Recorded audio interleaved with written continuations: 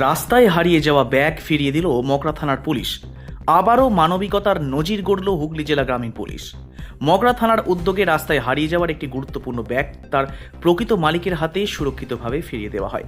Police সূত্রে জানা যায়, চুঁচুড়া কোর্টের এক আইনজীবী পান্ডুয়ার বাড়ি থেকে চুঁচুড়ার উদ্দেশ্যে বাইক নিয়ে রওনা দেন।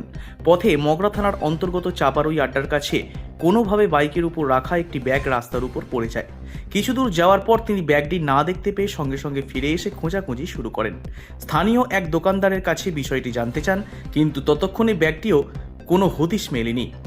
এরপর ওই আইনজীবী রাস্তায় দায়িত্বে থাকা মগরা থানার এসআই বাসুদেব গোস্বামীর সঙ্গে যোগাযোগ করেন। তিনি পুরো বিষয়টি জানালে এসআই বাসুদেব গোস্বামী দ্রুত পদক্ষেপ নেন এবং থানায় বিষয়টি জানানোর পরামর্শ দেন। আইনজীবী সঙ্গে সঙ্গে থানায় গিয়ে লিখিতভাবে বিষয়টি জানান। অল্প সময়ের মধ্যেই এসআই বাসুদেব গোস্বামীর উদ্যোগ নিয়ে হারিয়ে যাওয়া ব্যাগটির সন্ধান পান। পরে খবর দেওয়া হয় ওই পান্ডুয়ার আইনজীবীকে। তিনি থানায় এসে নিজের ব্যাগ শনাক্ত করেন এবং তার হাতে তা তুলে দেওয়া হয়। জানা যায়, ব্যাগটির মধ্যে একটি মাঝারি আকারের ব্যাগ, 3টি মানি পার্স, 2টি মোবাইল ফোন এবং একাধিক গুরুত্বপূর্ণ আইনি নথি ছিল। গুরুত্বপূর্ণ কাগজপত্র ও মূল্যবান সামগ্রী অক্ষত অবস্থায় ফিরে পেয়ে স্বাভাবিকভাবেই খুশি ওই আইনজীবী। ছিলাম আমাদের চুঁচুড়ো কোর্টে। তো আসার সময় বেশ দ্রুত গতিতে আসছিলাম, 40-45-এ। আমার বয়স হয়ে যাওয়ার কারণে বেশি জোরে আসছিলাম, আমি 40-45-এ আসছি। তো কিছু আমার ব্যাগ ছিল। তো ব্যাগের মধ্যে ব্যাংকের সমস্ত কাগজপত্র ছিল। তারপর সব থেকে বড়ো যেটা ছিল সেটা হচ্ছে কোর্টের প্রচুর কাগজপত্র ছিল, যেগুলো খুব গুরুত্বপূর্ণ।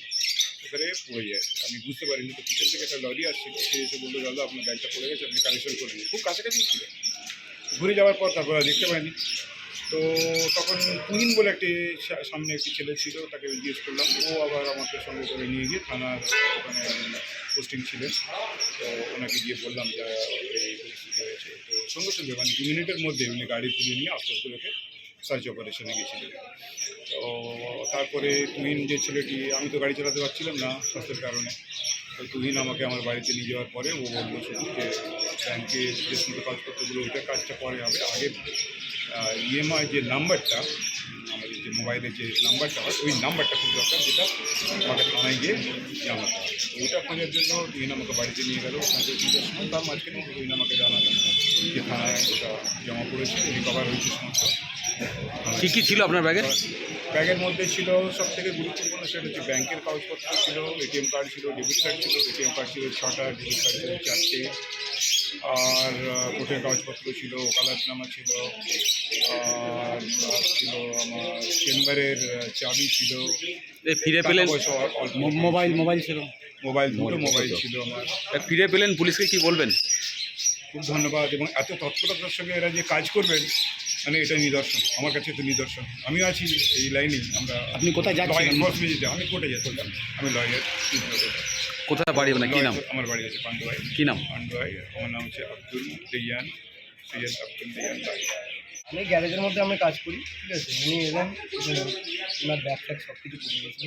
জোরে ব্যাগ ট্যাগ পড়ে যাওয়ার কারণে আমার কাছে এলেন সাহায্যের জন্য। তো আমি সেই ইয়েতে আমার যেটুকু সামর্থ্য, সেই অনুযায়ীতে তার সঙ্গে থেকে তাকে সাহায্য করে, তার উপকার করে আজকে তাকে সবকিছু জিনিস আমি ছেড়ে দিতে পেরেছি। আমি এটাই বলছি, আস্তে যেন পরবর্তীকালে যদি এরকম কোনো মানুষ অসহায় পায়, সেই জিনিসকে যেন সর্বসময় তাকে এরকমভাবেই মানুষ যাতে হেল্প করে, আমি সেটা কামনা করি। তোমার নাম কি?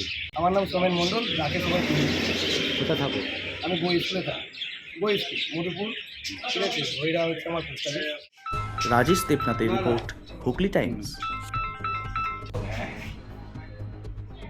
সব ঠিক আছে।